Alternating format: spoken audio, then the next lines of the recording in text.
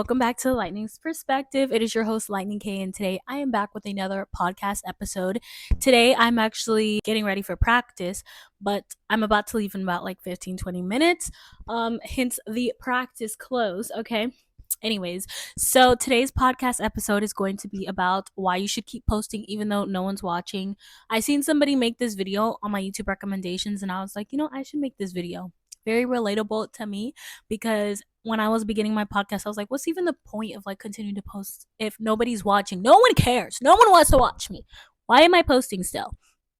And I'm just like, now I'm like, girl, better post that video. Okay. So yes, continue posting. People want to see you. You should continue. Just, girl, who cares about what other people think? Okay. Post that video. That's what this podcast episode is going to be about. If you guys have not yet seen my catching up video on Spotify, go ahead and watch that. That's going to be there for you guys to watch, okay? And also go watch my vlog if it's out yet. Let's get right into the episode. So to start off in the advice section, first off, I want to say that somebody is always watching, even that one viewer. That one viewer is like probably like your biggest supporter. That one viewer, you're changing a life, or you're like entertaining just one person. It's worth it, even though like you feel like, oh my gosh, like only one person is watching me or no one is watching me. Continue posting, because you never know. Like all it takes is one video for real to take off, and then that's why you got to keep your hope up, because you never know what's going to be your one video that's going to take off, and then next thing you know, you're going to be like fulfilling all your dreams, being successful in whatever way that means to you. And it's also just a great way to show your creative side. I know for me, for YouTube, like coming up with the video ideas and coming up with like my advice that I am choosing to give, or the tips and tricks that I choose to give, or like all of that, it just really helps me like to be in tune with my creative side, because for me, being creative means talking and finding different kinds of like content to make, and just, y'all know I'm a talker. My creative side is channeling into my speech, my talking, my writing, my journaling, all of that. I love anything that has to do with expressing yourselves in words. And it's also just refreshing to like go on YouTube and be like, oh my gosh, that's me. Like when people are like, oh my gosh, you have a podcast, and it's like I'm showing you my podcast and you can see my face, you can see my creativity, you can see like all the work that I put in. It's just kind of rewarding, because it's like, dang, like I came from doing a first Thanksgiving vlog in my mom's room with my cousin and my sister to now doing, and that vlog, that podcast was absolutely nothing. It had nothing to do with anything. It literally, I don't even know what it was, to be honest. It was just me yapping along with my cousin and my sister. Stay tuned for that, because we're going to do it every year, okay? Every Thanksgiving, because my cousin is going to come by this Thanksgiving as well. So as long as she's coming by for Thanksgiving, we will be doing it, okay?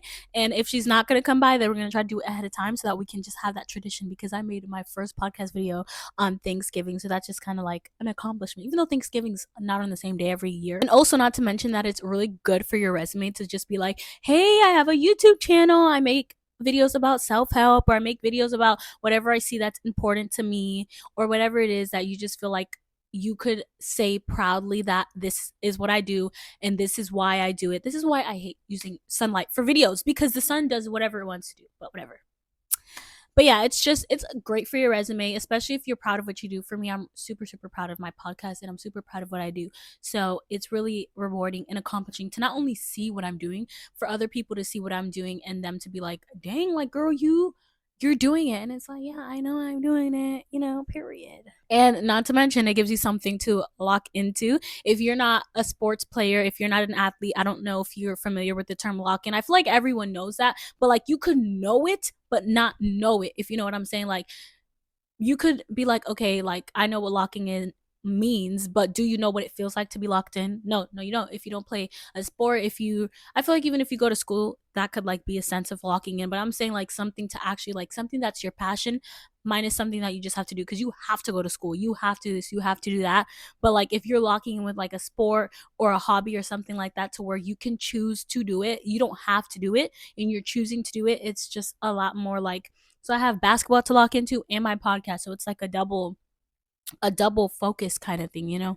It's nice to go back to your old videos and just like see the different chapters of your life that you were in, and like you could like rethink back to like your mental state, or like things that happened during that time of your life when you made that video. And it's just so cool. And it's, I don't know, it's just like nostalgic kind of to like go back to your videos and you're like, oh my gosh, I remember when I made that video, like I made pancakes for the first time or like whatever it is. Like it's nice and it's cool and it's just refreshing and it's like fresh, it's like a deep breath of fresh air, you know what I'm saying? And then of course after you do something like this, you feel so accomplished in life. You just like, wow, like look at all that I've achieved off of doing what I want to do, off of doing something that makes me happy, something that I'm passionate about. And the thing about YouTube is that there's so many different kind of categories. You can make a podcast, you can make vlogs, you can make I don't know, like advice videos that's not in a podcast form. You can make mukbangs, you can make videos of gardening, how to tutorial videos. You can do like any kind of video that you can think of, how to play basketball, how to play soccer, how to play tennis, whatever you can think of on YouTube, you can record yourself doing it and you could find a passion and a career and even a job if you want to call it one, doing something that you like doing, recording yourself doing. I like talking. I talk all the time. Ask my friends, ask my family, and I found a double passion, creating content and talking all in one. So it's like, period, girl, like do what you got to do, okay? Now, some things to remember about creating content. Of course, it's not easy. Everyone knows that creating content is not easy. It's not easy to even put your voice out there, let alone put your face out there. So it's not going to be easy. It's not going to be a journey that everyone's going to love you. I've gotten my fair share of hate and I'm not even at 200 subscribers yet. So just be cautious, not cautious, be aware and cautious that people are going to hate on you. Not everyone's going to love the kind of content you do. Not everyone's going to congratulate you. And as long as you're content with yourself and you know that you don't need that external validation to feel fulfilled in whatever you're doing, I think that you're going to go far. Anybody can go far with YouTube because YouTube it's all about passion and if you want to do it, but that's with everything in life. I feel like if you want to do it, the subscribers will come. As long as you're authentic, the subscribers will come, the money will come, the revenue will come, everything else will come. Just do what you want to do it how you want to do it, and be true to your content, who you want to be, your niche, and all of that. And speaking of niches, a lot of people think that they kind of need a niche, and I would say that you do, but you don't. What I mean by niche is your style of content, like self-help is my style of content. But I'm not specifically a podcaster because I do vlogs as well, and I'm not specifically a vlogger. So when I say niche, I just mean like I make self-help videos. You just have to find a niche and just find something that you're passionate about and something that you're going to be like looking back at your videos and be like, yes, I'm a self-help. I help people to move on and move better. I help people with advice. I help people with this and that. So some people think that a niche means you have to be a vlogger, but I don't think that's what it is. I think just having a topic that your video's broad over, because even with my vlogs, I feel like they're little self-help, like day in the life of a basketball player. Like it's showing you, trying to motivate you to like, get out there, lock in with your training and do what you have to do. Know that no one's opinion matters but your own. It's literally so hard to put yourself out there on social media, YouTube, TikTok, Instagram, Facebook, whatever else there is. It's hard to do it. So don't let somebody who has a black thing over their profile picture, no posted videos, but commenting on everyone's post about something, don't let them get to you, okay?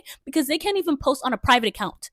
So don't let them get to you, and don't let them make you think like, oh my gosh, am I really ugly? Am I really stupid? Is my content really? No, it's not, because they can never do what you're doing. It's hard to, and people may think that you're cringy. Sometimes I feel like I'm cringy, but you know what? You got to move on, because one day you're going to look back at your videos and you'll be like, you know what? Yeah, I did feel like I'm cringy, but now looking back, no, I'm not, because I did what I wanted to do.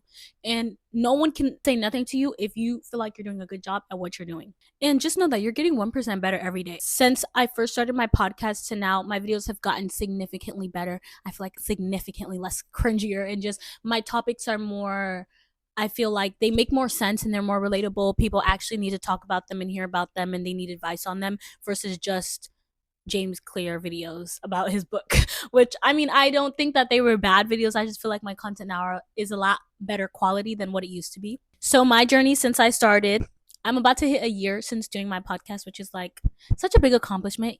And also hitting 100 subscribers recently, 150, such big accomplishments. And I'm so proud of myself. And I'm so proud of you guys as well, because y'all watch these videos. Someone watches them to make me have to get 100 views on the video and different kinds. People are watching them, and I'm grateful for everyone who feels like I'm helping them, because genuinely all the time I'm always wondering, am I just yapping along, or am I actually helping people? Do people actually find my advice quality and helpful, or am I just kind of yapping along and people are like, oh, I like her voice, let me listen? And like I said, I will be continuing the Thanksgiving tradition with my sister and my cousin. We will do one every single year. If we cannot do it the way that we do it, we'll find a way to do it online. That tradition is something that I want to continue doing for the rest of my career that I do YouTube. And I also recommend that finding somebody who inspires you. For me, it's Fernanda Ramirez. I love her so much. I love her content, and I always want to do spin-offs off of her content, but I'm like, you know what, let me not do that. Let me find my own way. And sometimes I do remix some of her content, or I do find something that I like and I use a little bit of it and, remix into my own way. But just remember to stay authentic, because that's the hardest part, is even though you like somebody, do not copy their content, because then you're just a copycat of them. And we don't need two of whoever you like. One of them is good enough. Be yourself, because we don't have one of you. And I also recommend being consistent, unlike me, okay? But I'm going to start being consistent. You guys know my schedule. It's on Spotify, also on my vlog, and I also think I said it in the beginning of this video. So just be consistent and continue pushing, seeing it through. And then lastly, be true and be you, because people see through them lies, okay? So be true, be you.